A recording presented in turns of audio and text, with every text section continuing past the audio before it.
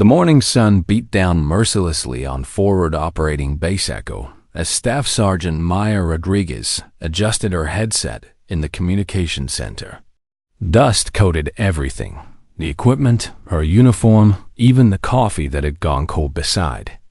Her detailed communication logs. As the only female radio operator on base, she had learned to be twice as precise and half as visible. Lima 6, this is Echo Base. Confirm coordinates for air support. Maya spoke clearly into her headset, fingers dancing across her equipment with practiced efficiency. The constant chatter of military communications had become as natural to her as breathing. Outside her window, the base bustled with the usual morning activities. Soldiers moved between buildings with purpose. Supply trucks kicked up dust along the perimeter road, and in the distance, the mountains of Afghanistan stood as silent witnesses to another day of war. A group of officers walked past her station, discussing the upcoming operation in rapid clipped sentences. Maya noticed weather patterns on her monitor indicating reduced visibility in the target zone, a sandstorm developing exactly where they planned to insert a reconnaissance team. This was important intelligence that could save lives. "Sir," she called to Major Collins as he passed, "there's a sandstorm developing in Sector 4. Might affect visibility for the mission." The major barely glanced at her screen before nodding. Dismissively, "Thanks, Rodriguez. We've got it covered."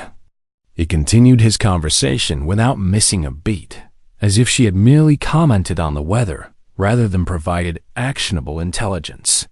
Maya returned to her monitoring duties, maintaining a professional demeanor despite the frustration bubbling beneath. 6 months at Echo Base had taught her that being right was less important than being heard, and being heard often depended on rank, not insight. Her recommendations were routinely acknowledged and ignored, her expertise dismissed, with polite but condescending nods. The communication center felt like a glass cage. She could see everything happening on base, coordinate critical operations, and watch decisions being made without her input. Despite her years of experience and proven track record, she remained invisible to the command structure. An hour later, Captain Walker approached her station, tapping her shoulder in greeting. Unlike most officers, he never treated communications personnel as mere equipment operators. "Hey, Rodriguez, thanks for that route change yesterday," he said, leaning against her console. "According to intel, we would have walked right into an ambush. That alternate path saved us some serious trouble." Maya smiled slightly, appreciating the acknowledgement. "Just doing my job, sir." "Well, your job just saved my entire squad," Walker replied. "Don't sell yourself short. Your instincts are sharp." Maya felt a flash of pride at his words. Captain Walker's unit was heading out again. This morning, another patrol beyond the wire, another chance for things to go wrong. She had already memorized their call signs and frequencies, the way she did for every unit she supported. "Stay safe out there today, sir," she said as he turned to leave. Walker nodded, his expression serious but confident. "Always do." He rejoined his squad and they headed toward the gates, weapons checked and ready. Maya returned to her monitoring duties, another voice in the endless chatter of war, competent, reliable, and largely invisible. Her morning continued with the familiar rhythm of radio checks, status reports, and coordination calls. By midday, she had facilitated air transport for 3 patrols, coordinated a supply drop to a remote outpost, and maintained constant communication with the dozen teams currently operating in their area of responsibility. During her brief lunch break, she studied the tactical maps and weather reports with the same attentiveness she brought to everything. Something about the developing storm patterns made her uneasy. The system was intensifying faster than forecasted, and its path seemed to be shifting directly toward where Captain Walker's squad was patrolling. When she returned to her station, she sent updated weather alerts to all field units, particularly emphasizing the deteriorating conditions to Walker's team. His acknowledgement came back promptly, but communications were already showing signs of interference from the approaching storm. What Maya didn't know was that this would be the last routine day of her military career.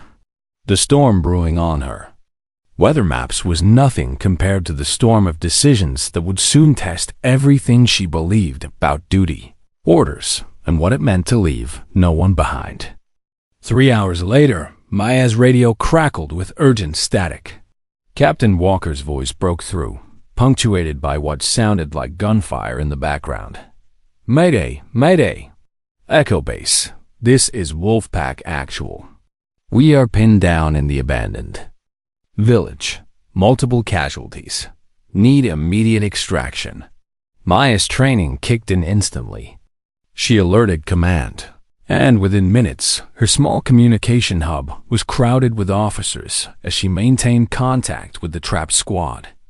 They hid an IED at the village entrance, then got ambushed from multiple positions, she reported, quickly mapping their coordinates on the digital display.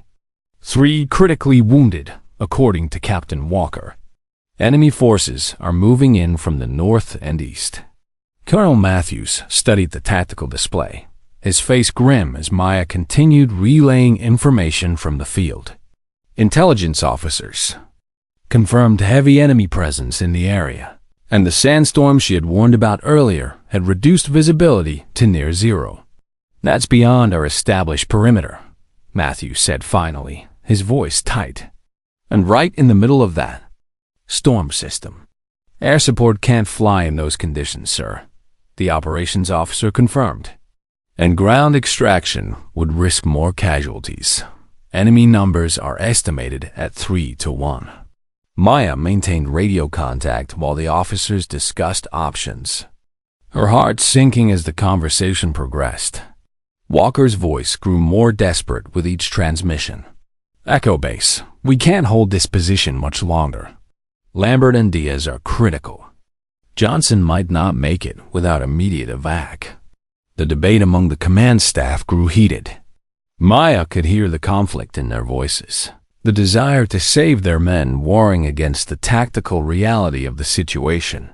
She had seen this before, the impossible calculations that commanders had to make in war. "Sir," Maya interjected during a brief lull, "if we wait for the storm to clear, it could be 12 hours or more. They won't survive that long." Colonel Matthews turned to her, his expression hardening. "Sergeant Rodriguez, you will maintain radio contact and keep us informed of their status. That is your job. Leave the tactical decisions to those qualified to make them." Maya felt the familiar sting of dismissal, but this time it carried deadly weight. These weren't supply coordinates or weather reports being ignored. These were lives hanging in the balance. Captain Walker's voice crackled through again, weaker now. "Echo base, ammunition running low. Diaz is getting worse. We need that extraction now." The command staff huddled around the tactical display, their voices dropping to urgent whispers. Maya strained to hear their discussion, catching fragments. Unacceptable risk. No guarantee of success. Can single quotes more lives. Colonel Matthews approached Maya's station, his decision evident in his stance before he even spoke. "Sergeant Rodriguez, inform Captain Walker that the area is now designated a kill zone. No rescue authorized. Air support is impossible until the storm clears, which could be 12 hours or more." Maya felt the blood drain from her face. "Sir, they won't survive that long." Captain Walker reports. "I know what he reports, Sergeant." Matthews cut her off, his voice leaving no room for argument. "I don't like it any more than you do, but I won't risk more lives on impossible extraction." The command staff filed out of the communication center, leaving Maya alone with the impossible task of delivering what amounted to a death sentence to men she knew by name, men who trusted her voice to guide them home. Her hands trembled as she keyed the microphone. "Captain Walker, this is Echo Base," she said, keeping her voice steady through sheer force of will. "Command advises that extraction is not possible at this time due to weather conditions and tactical situation." The silence that followed was worse than any response. "Say again, Echo Base." Walker's voice finally came back, disbelief evident despite the static. "No extraction authorized at this time, sir. The area has been designated." She swallowed hard. Designated a kill zone. The radio crackled with what might have been a curse. Then Walker's voice returned, tighter than before. "Understood, Echo Base. We'll hold as long as possible. If situation changes, inform command. We could use a miracle. Walker out." Maya sat motionless at her station, the implications sinking in. 7 men abandoned on the battlefield. 7 men. She spoke with Daly, whose voices she recognized instantly, whose families she had seen in photos they proudly displayed. Through her headset, she could still hear their sporadic communications, updates on enemy positions, ammunition counts, the condition of the wounded. Walker maintained discipline, but the situation was deteriorating rapidly. The weight of the decision pressed down on her, like the dust that coated everything on base. She stared at her equipment, at the map showing exactly where those men were, dying, at the keys to survival that hung just out of reach of military protocol. Through the window of the communication center, Maya noticed mechanics finishing work on a Humvee. They left the keys in the ignition as they headed to the mess hall for a late lunch. The vehicle sat there, fully fueled, recently serviced, and completely unguarded. Maya stared at the abandoned vehicle, then back at her radio. In her mind, she could see the exact route to Walker's position. After months of tracking every patrol through this region, she knew the terrain almost better than the soldiers who traversed it. She knew which roads were likely to be mined, which areas provided cover, which approaches enemy forces typically watched.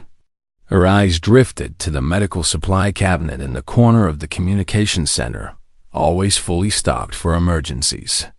Then to her sidearm, standard issue for all personnel, but rarely worn by communications staff inside the base. What no one at Echo Base seemed to remember or care about was that before an injury reassigned her to communications, Maya Rodriguez had been a combat medic, one of the best in her class. And she hadn't forgotten a single thing they taught her. Maya ... She whispered to herself, using her first name like a lifeline to her humanity in this moment of impossible decision. The rational part of her brain screamed that she was contemplating career suicide at best, a court-martial offense at worst. Walker's voice crackled through her headset again, fainter now. "Echo Base, Diaz is fading fast. We can't hold much longer." Maya closed her eyes, feeling the weight of every protocol, every regulation, every chain of command that said she should stay in her chair and watch good soldiers die. But there was another voice, deeper and more insistent. The voice that had made her join the military in the first place. The voice that said some things mattered more than orders. She opened her eyes and looked around the communication center. The junior operator was focused on his own equipment, unaware of the drama unfolding. Through the window, she could see the normal rhythm of base life continuing. Soldiers going about their routines, unaware that 7 of their brothers were counting down their final minutes. Colonel Matthews's words echoed in her mind. Leave the tactical decisions to those qualified to make them. But who was qualified to decide that 7 lives weren't worth the risk?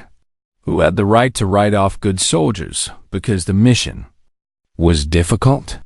Maya's hands trembled slightly as she keyed her microphone one more time, making sure her transmission wouldn't be picked up on the command frequency. "Captain Walker, "Hold position," she said quietly. "Help is coming." She logged out of her system, cited a bathroom break to the junior operator, and walked calmly out of the building. Outside, the wind had picked up. Early signs of the approaching storm, perfect cover for what she was about to do. Maya moved with quiet purpose toward the parked Humvee, her mind racing through what she would need. She ducked into the supply building, grabbing a medical kit and slinging it over her shoulder. Then she retrieved her sidearm from her locker, checking it efficiently before securing it in her holster. The weight of the weapon felt unfamiliar after months of desk duty, but her muscle memory remained intact.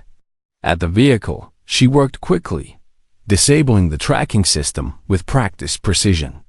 Every communication specialist knew how to disable the trackers. They were the ones who monitored them after all. What the higher-ups didn't realize was that this meant communications. Personnel also knew exactly how to make a vehicle disappear from their screens. She slipped behind the wheel, grateful that the keys remained in the ignition. The engine rumbled to life, and Maya took a deep breath. There was still time to change her mind, to walk away and pretend she had never considered this insanity. Walker's voice echoed in her memory. 3 men critical. No time left. She shifted into gear and drove casually toward the eastern gate. Timing was everything now. She had studied the patterns of the base long enough to know that a shift change was happening a brief window when attention would be divided, when a single Humvee might slip past without raising immediate alarms. The gate guards were in the middle of their handover brief when Maya approached, keeping her speed steady, her posture relaxed. One guard waved her through with barely a glance, assuming she was on official business. No one questioned the vehicle. Leaving the base, the danger was always perceived as coming from outside, not from within. Once beyond the perimeter, Maya accelerated, heading directly into the approaching storm. The wind was picking up, visibility already deteriorating. Perfect cover for her unauthorized rescue mission, but also the very conditions that made an official rescue impossible. As she drove, memories of her previous life as a combat medic flashed through her mind. The intensive training, the first time she had saved a life under fire, the injury that had redirected her military career. Her superiors had told her communication was another way to serve, another way to save lives. They never specified she couldn't do both. The landscape grew increasingly hostile as Maya pushed deeper into territory they had designated as a kill zone. Abandoned buildings dotted the terrain, perfect hiding places for insurgents. The storm was intensifying, sand and dust reducing visibility to mere yards in some places. Maya navigated by memory and instinct, avoiding main roads where ambushes would be waiting. She used terrain features as her guide, keeping track of her progress mentally. The radio in the Humvee crackled occasionally with chatter from the base. No mention of a missing vehicle yet. They wouldn't notice her absence from her post for another 15 minutes at least, when her break should have ended. 20 minutes. Into her drive, gunfire erupted somewhere to her right. Maya swerved, taking an even more circuitous route. The sounds of battle grew more distinct as she approached the village where Walker's squad was pinned down. She could hear the distinctive crack of American rifles answering the deeper reports of enemy weapons. When she finally reached the outskirts of the abandoned village, it was a scene of devastation. Several mud brick buildings had partially collapsed, likely from RPG impacts. Smoke mixed with dust from the storm, creating an otherworldly haze. Maya stopped the Humvee behind a crumbling wall and grabbed her radio. Wolfpack Actual. This is Echo Base Rodriguez. I'm just outside the southern entrance to the village. What's your exact position? The silence stretched for several heartbeats before Walker's stunned voice came through. Rodriguez? What the hell? How are you here? No time to explain, sir. I need your position for extraction.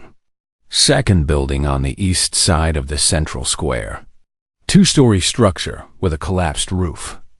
We've got 3 severely wounded, 4 walking wounded, limited ammunition. Stay put. I'm coming to you. Maya checked her sidearm, grabbed the medical kit, and surveyed her surroundings. Enemy fire seemed concentrated on the north side of the village. If she stayed low and used the buildings for cover, she might reach Walker's position undetected. Moving from shadow to shadow, Maya crossed the 100 yards to the central square with her heart pounding in her throat. Years of training kept her steps light, her movements fluid. She spotted an insurgent on a rooftop and froze, pressing herself against the wall until he turned away. The weight of what she was doing hit her fully as she crept through the war-torn village. This wasn't a training exercise or a simulation. She was alone, behind enemy lines, with nothing but her medical skills and determination to guide her. Every shadow could hide a fighter. Every sound could signal discovery. But with each step closer to Walker's position, Maya felt something she hadn't experienced in months. Purpose. Not the hollow satisfaction of following orders or the frustration of being ignored, but the deep sense of rightness that came from acting on conviction. When she finally slipped into the building where Walker's squad had taken shelter, 7 pairs of eyes stared at her in disbelief. Rodriguez? Walker stared, his face streaked with dirt and blood. A makeshift bandage wrapped around his upper arm where a bullet had grazed him. How did you get here? Borrowed transportation, she replied, immediately kneeling beside the most severely wounded soldier. Private Diaz lay pale and still, blood soaking through pressure bandages on his abdomen and leg. I need to stabilize these men before we move them. Command sent you? Another soldier asked, hope evident in his voice. Maya didn't look up from her assessment of Diaz's wounds. I sent myself. Walker's expression shifted from surprise to understanding. You disobeyed direct orders. I interpreted them creatively, Maya replied, administering a blood-clotting agent to Diaz's wound. Command said no air support and no rescue team. They never specifically prohibited a single communication specialist with a Humvee. A weak smile crossed Walker's face. Remind me to buy you a drink if we make it back. When we make it back, Maya corrected him, moving to the next wounded soldier. I didn't come all this way to fail now. The determination in her voice seemed to energize the entire squad. For the first time since the ambush began, they had hope. Private Lambert had a chest wound that thankfully hadn't penetrated his lung. Maya reinforced his bandages and administered morphine for the pain. The third critical case was Corporal Johnson, with a compound fracture of his femur and significant blood loss. Maya quickly fashioned a proper splint and established in 4. Line from the supplies she had brought. These 3 need immediate transport, she told Walker after completing her assessment. The Humvee can take 5 at most. I'll get them back to base in return for the rest of you. Walker shook his head. That's suicide. You got lucky getting in once. Twice is pushing it. I'm not leaving anyone behind, Maya said firmly, her voice leaving no room for argument. But these men won't survive another hour without proper medical care. An explosion rocked the building, sending dust showering from what remained of the ceiling. Enemy forces were getting closer. We've got maybe 10 minutes before they overrun this position, one of the soldiers reported, peering through a shattered window. Then we move now, Maya decided. Captain, can your walking wounded help carry the critical cases to the Humvee? Walker nodded, issuing quick orders as the soldiers prepared to move. He pulled Maya aside as they organized the evacuation.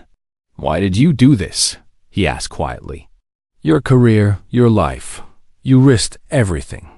Maya checked her sidearm, her expression determined.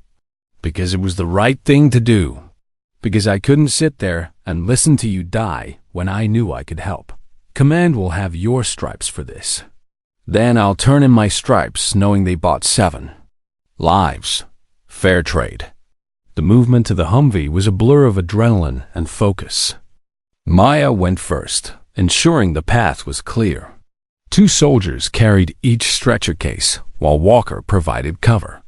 Miraculously, they reached the vehicle without incident, the storm providing enough cover to mask their movements.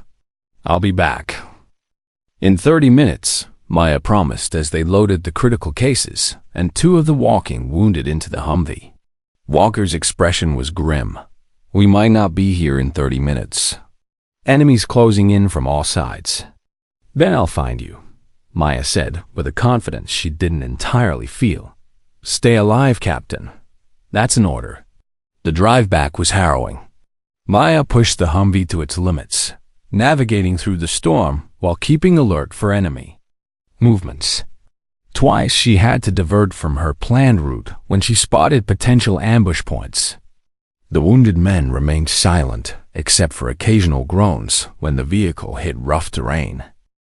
Stay with me, Diaz, she urged when she noticed his breathing growing more labored. We're almost home. As the outline of FOB Echo appeared through the storm, Maya keyed the radio. Echo Base, this is Sergeant Rodriguez approaching south entrance.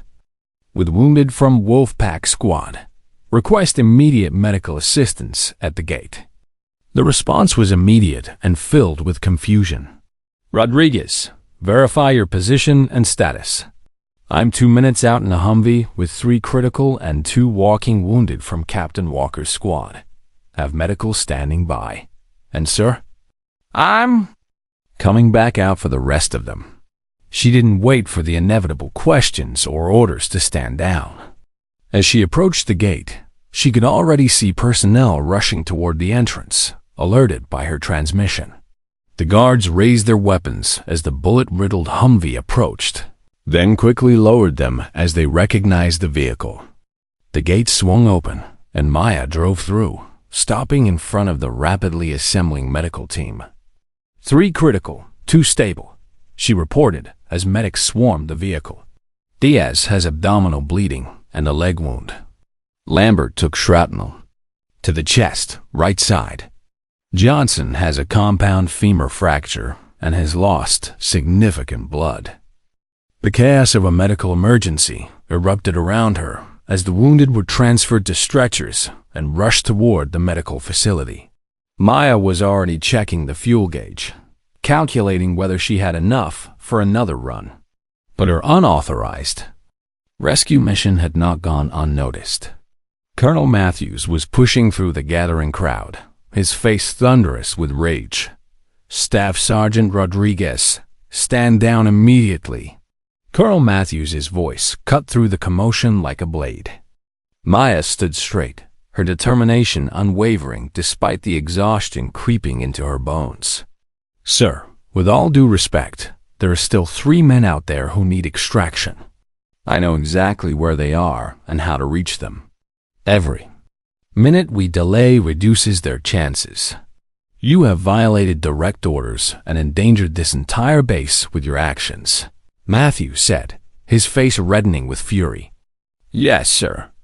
And I've also brought back 5 soldiers who would otherwise be dead by now.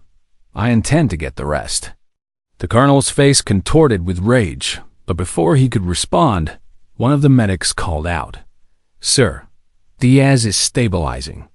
If he'd been out there another 30 minutes, he would have bled out for sure. Matthews looked from the wounded men being rushed into the medical facility to Maya, conflict evident in his expression. The base was now fully alerted to the situation, soldiers gathering to witness the confrontation. In the background, the medical teams worked frantically to save the men Maya had brought back. You have committed a court-martial offense, Matthews continued, but his voice had lost some of its earlier fury. Theft of military property, disobeying direct orders during combat operations, abandoning your post. Colonel Matthews. New voice cut through the tension, calm and authoritative. The crowd parted as General Harrison stepped forward. The visiting division commander had been observing the situation unfold from the sidelines, his expression unreadable. "Sir," Colonel Matthews turned, clearly surprised. I said, "Let her go," the general repeated, his eyes fixed on Maya. "Every minute we stand here debating, those men out there have less chance of survival." Maya didn't wait for further discussion. She quickly grabbed fresh medical supplies and ammunition from the soldiers around her. The medical team had finished transferring the wounded to stretchers, leaving the Humvee empty and ready. "Sergeant Rodriguez," General Harrison called as she climbed back into the vehicle. She turned to face him, expecting another order to stand down. Instead, the general's expression was resolute. "Bring them home." "Yes, sir," she replied, restarting the engine and pulling away from the gathering crowd. As she drove back through the gates and into the storm once more, Maya felt a strange calm settle over her. Whatever happened next, court-martial, demotion, or worse, she had already saved 5 lives today. If she could save 3 more, any punishment would be worth it. Behind her, she could hear Colonel Matthews arguing with General Harrison, but their voices faded as she accelerated into the hostile terrain. The storm had intensified during her absence, reducing visibility even further. Maya relied on her mental map, steering the Humvee through terrain that seemed determined to swallow her whole. The second trip felt different. The adrenaline was still there, but it was tempered by exhaustion and the growing realization of what she had set in motion. There would be no going back to her quiet life in the communication center. She had crossed a line that couldn't be uncrossed. But as she navigated through the storm toward the village where Walker and his remaining men waited, Maya knew she wouldn't change a thing. Some lines were meant to be crossed. The storm had intensified during Maya's absence, reducing visibility even further. She relied on her mental map, steering the Humvee through terrain that seemed determined to swallow her whole. Twice she had to backtrack when she encountered enemy patrols, using the cover of the storm to remain undetected. When she approached the village again, something felt wrong. The sound of gunfire had changed, more sporadic, coming from different positions than before. She keyed her radio, keeping her voice low. "Captain Walker, this is Rodriguez. I'm approaching your position from the south. Please confirm status." Static answered her, followed by Walker's strained voice. "Rodriguez, we've been forced to relocate. Building was compromised. We're now in the stone structure at the northern edge of the village. Situation critical." Maya's heart sank. The northern edge would be significantly harder to reach, putting her directly in the path of enemy fighters who had been closing in from that direction. "Understood." 8 of 5 minutes. Hold position. She abandoned the Humvee in the same concealed position as before, knowing she would need to approach on foot. The enemy would be watching for vehicles now. Grabbing her medical kit and checking her sidearm, Maya began moving through the village, using the storm and rubble as cover. The sound of nearby gunfire forced her to the ground several times. Once, she found herself holding her breath as 2 fighters passed within feet of her hiding place, their voices low and urgent in Pashto. Her basic knowledge of the language allowed her to understand fragments. They were searching for the Americans, knowing they were wounded and vulnerable. Maya moved on as soon as they passed, more determined than ever. When she finally reached the northern structure, a small stone building that might once have been a storage facility, she nearly collided with a figure crouching just outside. Her hand flew to her weapon before she recognized Specialist Torres, one of Walker's squad. "Rodriguez?" Torres whispered, lowering his rifle in shock. "You actually came back." "I said I would," she replied simply. "Status report." "Captains." "Been hit," Torres said grimly, leaving her inside the dimly lit structure. "Took a bullet trying to cover our retreat." Inside, Maya found Walker propped against a wall, his face gray with pain and blood loss. A makeshift bandage was wrapped around his thigh, already soaked through. The third surviving soldier, Private Jenkins, kept watch at a narrow window, his movements tense and vigilant. "I told you we might not stay put," Walker managed, his attempted humor undermined by the strain in his voice. Maya immediately knelt beside him, assessing his wound. The bullet had hit his upper thigh, narrowly missing the femoral artery. Lucky, or he would have bled out already. "Looks like you are determined to make this difficult," she replied, administering a fresh field dressing and pain medication. "Can you walk with support?" Walker gritted his teeth. "If the alternative is staying here to die, I can sprint." "The Humvee's about 300 yards south," Maya explained as she worked. "Enemy presence between here and there is active, but scattered. Storm's still providing decent cover. They've got patrols circling the village," Jenkins reported from his position. "At least 12 fighters that I've counted. They know we're still here." Maya finished treating Walker's wound and helped him to his feet, supporting his weight as he tested his injured leg. "Torres, you take point," she instructed. "Jenkins, you cover our 6. We move fast and quiet. Ready?" The men nodded, tension evident in their expressions, but determination stronger. They understood the stakes. This was likely their only chance to make it home alive. The journey back to the Humvee was a nightmare of starts and stops, of pressing into shadows when enemy fighters passed nearby, of helping Walker when his strength began to flag. Twice they nearly ran into patrols, saved only by Jenkins spotting them seconds before collision. When they finally reached the vehicle, Maya's uniform was soaked with sweat despite the cool air. She helped Walker into the back while Torres took the passenger seat, his rifle ready at the window. "Everyone in?" she asked, sliding behind the wheel. "Then let's get the hell out of here," Walker replied through gritted teeth. She started the engine and pulled away just as shouts erupted behind them. They had been spotted. Bullets pinged off the Humvee's armor as Maya accelerated, pushing the vehicle to its limits across the rough terrain. "Torres, can you radio the base?" she called over her shoulder. "Let them know we're coming in hot." Torres grabbed the radio, but before he could transmit, an explosion rocked the vehicle. An RPG had hit the ground just to their left, sending the Humvee lurching sideways. Maya fought the wheel, keeping them moving forward even as more gunfire erupted around them. "Jenkins, you okay back there?" she yelled, not taking her eyes off their path. "Still breathing," came the terse reply. "Captain's holding on." The next few minutes blurred into a haze of adrenaline and focus as Maya navigated through enemy fire, around obstacles, and through the worst of the storm.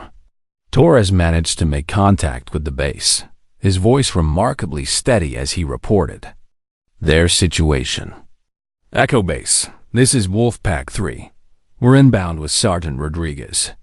Captain Walker is wounded but stable. Request immediate medical support at Southgate and possible fire support if pursuit continues." The response was immediate. "Roger that, Wolfpack. Medical standing by. QRF moving to Southgate now to provide cover if needed." As they approached Fob Echo, Maya could see figures assembling at the gate, the quick reaction force positioning to cover their arrival. The enemy pursuit had fallen behind, unable to match the Humvee's speed across open ground. When they finally passed through the gates, Maya felt her adrenaline begin to ebb, replaced by bone-deep exhaustion. Medical teams swarmed the vehicle, carefully extracting Walker while checking Torres and Jenkins for injuries. Someone opened her door, offering a hand to help her down, but her legs felt suddenly unable to support her weight. "Easy there, Sergeant," a medic said, catching her arm. "You might be in shock." "I'm fine," Maya insisted, though she allowed herself to be guided to a nearby bench. Just help them. She had done it. Against all odds, against direct orders, against common sense itself. She had brought them all home, all 7 men alive, The base had come alive around her. Soldiers and medical personnel moved with purpose, and in the distance, she could see Colonel Matthews deep in conversation with General Harrison, both occasionally glancing in her direction. Captain Walker was being loaded onto a stretcher, but he reached out and grabbed Maya's hand as they passed. "You did it," he said simply. "Thank you." Maya nodded, unable to find words as the reality of what she had accomplished began to sink in. All 7 men alive, against all odds, against direct orders, against common sense itself, she had brought them all home. Her moment of reflection was short-lived. Colonel Matthews was approaching, his expression unreadable. General Harrison followed a few steps behind, watching carefully. "Staff Sergeant Rodriguez," Matthews began formally, "you directly violated orders, abandoned your post during combat operations, stole military equipment, and repeatedly entered a designated kill zone after explicit instructions to the contrary." Maya struggled to her feet, standing at attention despite her exhaustion. "Yes, sir. Do you have anything to say for yourself?" "No excuse, sir," she replied evenly. "I did what needed to be done." A tense silence fell over the gathering crowd of soldiers. Maya didn't defend herself, didn't flinch under the colonel's hard stare. She had known the consequences when she made her decision. General Harrison stepped forward, his expression contemplative as he surveyed the scene. The bullet-riddled Humvee, the medical teams working to stabilize Walker, the blood-spattered radio operator standing at attention. The general moved past Colonel Matthews and stood directly in front of Maya. For a long moment, he simply studied her face, as if searching for something in her expression. Then, slowly and deliberately, he raised his hand in a formal salute. "Staff Sergeant Rodriguez," he said, his voice carrying across the now silent base, "you have demonstrated the highest values of this unit and the United States military. We leave no one behind." One by one, the soldiers around them, from privates to officers, rendered salutes of their own. The medical teams paused in their work, those able to do so standing at attention. Colonel Matthews hesitated briefly before adding his own salute, acknowledging what they all knew to be true. Sometimes, duty transcended orders. 3 months later, Maya stood at attention in her dress uniform as General Harrison pinned the silver Star for Valor to her chest.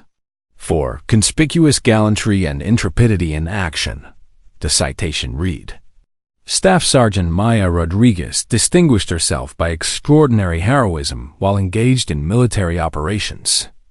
With complete disregard for her own safety, Sergeant Rodriguez voluntarily undertook a rescue mission deemed impossible, twice entering enemy territory under hazardous conditions to extract 7 wounded soldiers who had been cut off and surrounded. Her actions reflect great credit upon herself, the United States Army, and the Armed Forces of the United States. Captain Walker, recovered from his wounds, watched from the front row alongside the 6 other soldiers she had saved.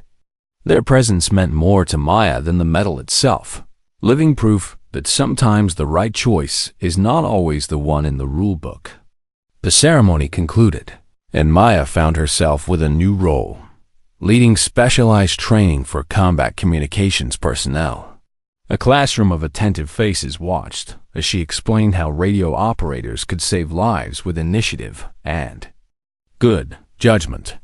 Communication is not just about relaying messages, she told them, her voice carrying the weight of experience. It's about understanding what those messages mean. And sometimes, it's about knowing when action speaks louder than words. Later that day, Captain Walker found her in the mess hall and sat down across from her. His limp was barely noticeable. "Now, the new recruits can't stop talking about you," he said with a smile. "You've become something of a legend around here." Maya shook her head, uncomfortable with the attention. "I just did my job." "No," Walker corrected. "You did far more than your job. You redefined what it means to serve, He paused. I never properly thanked you. None of us would be here if not for you. You would have done the same, she replied simply. Walker nodded. I'd like to think so. The next morning, Maya was introducing herself to a new group of recruits when Walker appeared at the door of the training room.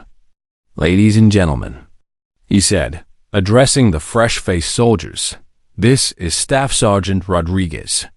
When everyone else turned away, she heard our call. When they said it couldn't be done, she did it anyway. This is what it means to serve alongside heroes. The final scene of the day found Maya visiting the memorial wall on base, her fingers tracing over the names etched in stone. So many who never came home. Then she stopped at an empty space where 7 more names would have been added had she not acted. She turned away from the wall and headed back to the communication center, putting on her headset with the same quiet determination she had shown that fateful day. Still vigilant, still listening, still ready to cross any line when lives were at stake.